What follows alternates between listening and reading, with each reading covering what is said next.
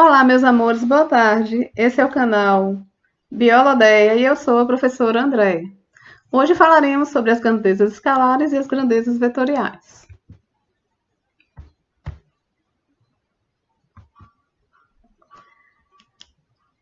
São exemplos de grandezas vetoriais: comprimento, a massa, o tempo, a força, a velocidade. Até 1960, eram usados vários sistemas de medidas, cada um diferente do outro. Isso provocava imprecisões quando você ia de um país para o outro. Então criou-se o Sistema Internacional de Medidas.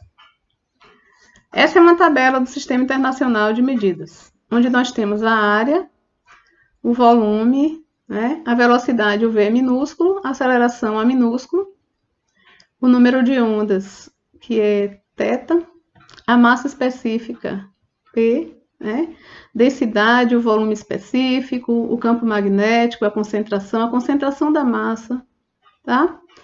E aqui nós vamos ter os símbolos: metro quadrado, metro cúbico, metro por segundo, que é m dividido por s, metro por segundo ao quadrado, que é ms ao quadrado, né? Entre outros, quilo por metro cúbico, por metro quadrado, tá? Essa daí é a tabela do Sistema Internacional de Medidas.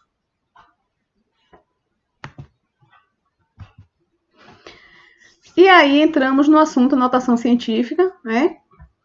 Onde a notação científica nada mais é do que a expressão numérica de um número que pode ser muito grande ou que pode ser muito pequeno. Para simplificar o cálculo, a notação científica é escrita da forma genérica A vezes 10 elevado a n, onde A é um número que varia entre 1 e 9, tá? Elevado à potência 10, e n é um número inteiro, tá?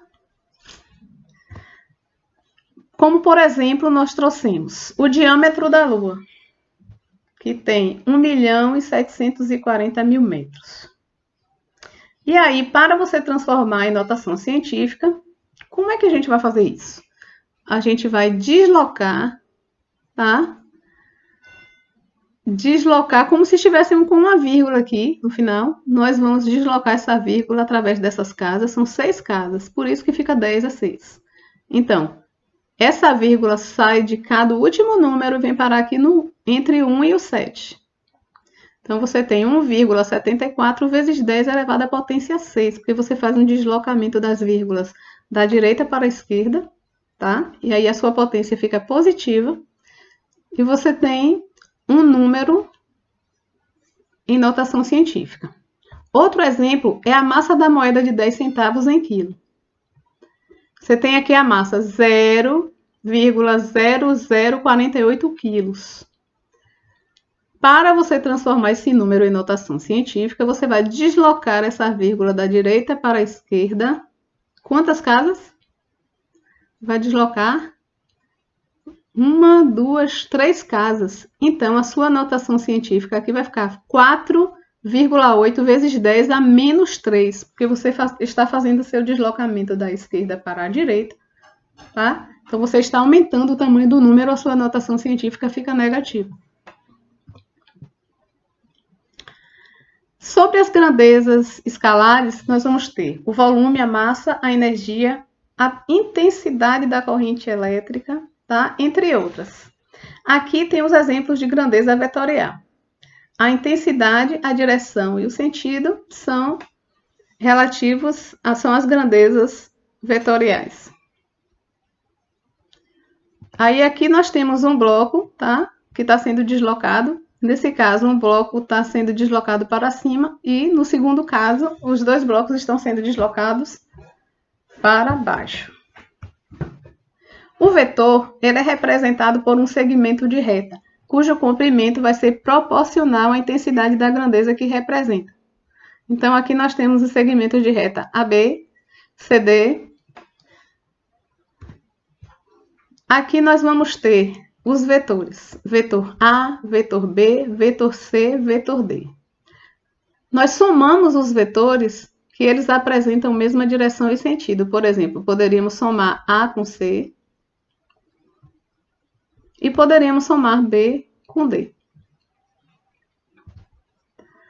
Em vetores com direções que são perpendiculares, nós utilizamos o teorema de Pitágoras. Nesse caso aqui, ele forma um ângulo de 90 graus. Toda vez que os vetores formam um ângulo de 90 graus, nós utilizamos o teorema de Pitágoras. Por exemplo, digamos que esse lado aqui fosse 4 e esse lado aqui valesse 3.